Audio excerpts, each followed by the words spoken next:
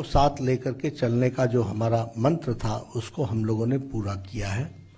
और उत्तर प्रदेश में double engine की सरकार ने विकास के नई छलांग लगाई है और उत्तर प्रदेश को एक मोमेंटम दिया है विकास का, और सभी समाज के वर्गों को साथ लेकर के चलने का जो प्रण था उसको पूरा किया है। जब हम डबल इंजन की सरकार कहते हैं तो उससे स्पष्ट होता है कि केंद्र का आशीर्वाद, सपोर्ट, मोदी जी का सपोर्ट और योगी जी के द्वारा उसको लेटर और स्पिरिट में इम्प्लीमेंटेशन, उसको जमीनी स्तर पर इम्प्लीमेंट करने में बहुत बड़ा काम योगी सरकार ने किया है, जिसके कारण हमको धरती पर एक परिवर्तन और एक जिसे हम कहते हैं कि एक विकास की नई कहानी देखने को मिलती है। यह हम सबके सामने है। अगर हम विकास की बात करें तो आपके सामने ऑप्टिक्स में भी आपको दिखता होगा कनेक्टिविटी के बारे में, फिर चाहे कनेक्टिविटी रोड कनेक्टिविटी हो या मेट्रो की कनेक्टिविटी हो या फिर हमारे स्टेट हाईवेज भी हों। एक कनेक्टिविटी में बहुत तीव्र गति से पिछले 5 सालों में मोदी जी के आशीर्वाद से और योगी जी के द्वारा जमीन पर वो काम हुआ है।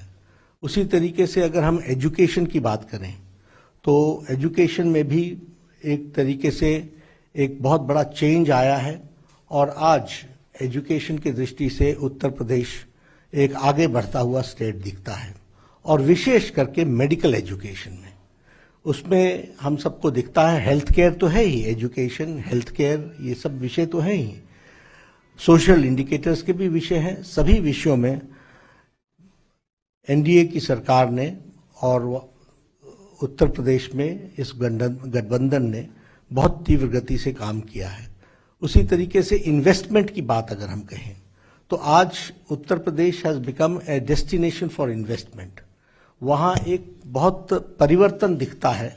एक समय में जहाँ लोग अपनी इन्वेस्टमेंट्स को वापस ले रहे थे, वहाँ से पलायन कर रहे थे, आज वहाँ इन्वेस्टमेंट का डेस्टिनेशन बना है। तो यह पॉलिटिकल माहौल जो खड़ा हुआ है उसके कारण हुआ है। और विशेष करके जब हम सबका साथ कहते हैं तो गरीब कल्याण ये हमारा मंत्र रहा और उसको आगे बढ़ाने का काम किया है। फिर उसमें स्कीम्स लाइक उजाला, उज्ज्वला, सौभाग्य, आयुष्मान, ये सारी स्कीम्स उसमें आती हैं। प्रधानमंत्री गरीब कल्याण अन्न योजना, प्रधानमंत्री किसान सम्मान निधि, हमारे लेबरर्स के लिए जो वापस जा रहे थे उनको एम्प्लॉयमेंट अपॉर्चुनिटी देना, उनको एम्पावर करना, ये सारी चीज़ें वहाँ पर हुई हैं।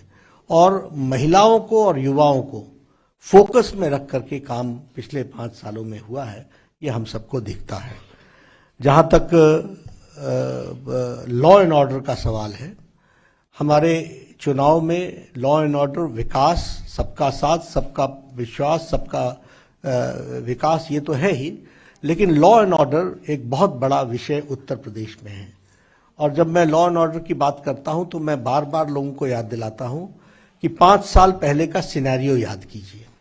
पलायन हो रहा था, पलायन के साथ साथ वहाँ पर शाम को 5 बजे के बाद साधारण तरीके से लोगों का जो रोज़मर्रा और जीवन के होता था वो थम जाता था। किडनैपिंग्स हो रही थी, हर एक तरीके के वहाँ माफियाज एक्टिव थे और माफियाज और सरकार का नेक्सस था और उनके सपोर्ट से वो काम चल रहा था। ये सारी चीज़ें 5 साल में समाप्त हुई हैं। आज रूल ऑफ लॉ है और उसके साथ साथ एक जिसको कहते हैं कि आम आदमी चैन से जी सकता है, काम कर सकता है, आगे बढ़ सकता है, अपॉर्चुनिटीज़ को यूटिलाइज कर सकता है। ये लॉ एंड ऑर्डर की सिचुएशन वहाँ पर डेवलप हुई है, वो भी हम लोगों को देखने को मिला है। और इसीलिए हम लोगों ने इस बात को कहा कि जो कहा था वो किया है, उसको करके दिया है। और जब हम सोच ईमानदार कहते हैं तो काम असरदार है। ये सोच ईमानदार है, काम असरदार है। इस बात को लेकर के हम आगे चले हैं उसको हम आगे बढ़ाने का प्रयास कर रहे हैं। तो मैं आपके सामने आज इसलिए आया था क्योंकि हमारे दो दल जिनके साथ सारी डिटेल्स में बातचीत हो करके हम निर्णय पर पहुंचे हैं कि हम इकट्ठे चुनाव लड़ेंगे, तो उसकी बारे में फॉर्मली आज हम घोषणा कर रहे थे। तो मैंने कहा कि मैं भी आप लोगों के साथ मुखातिब होकर के इस बारे में चर्चा करूं। मैं रिक्वेस्ट करूंगा अपना दल के हमारे नेता अनुप्रिया पटेल जी से कि वो अपनी बात को रखें। प्रिंट और इलेक्ट्रॉनिक मीडिया से आए हुए मेरे सभी मित्रों, आप सभी को सादर नमस्कार। मेरी पार्टी अपना दल एक लंबे समय से एनडीए गठबंधन का हिस्सा है और अपना दल और भारतीय जनता पार्टी के गठबंधन की ये जो यात्रा है पिछले 3 चुनाव से 2017, 2014, 2019 निरंतर एक